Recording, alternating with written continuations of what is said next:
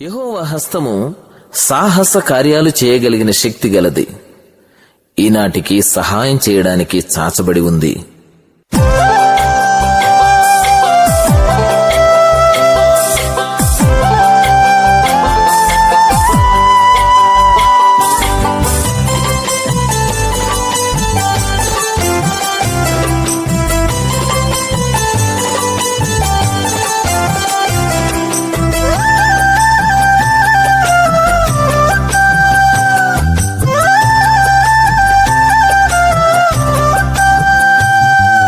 సాహస కార్యాలు చేయగలిగే దేవుని హస్తము, సాహస కార్యాలు చేయగలిగే దేవుని హస్తము చాచబడి ఉన్నది, సాయపడుచున్నది, సాధ్యము చేయుచున్నది.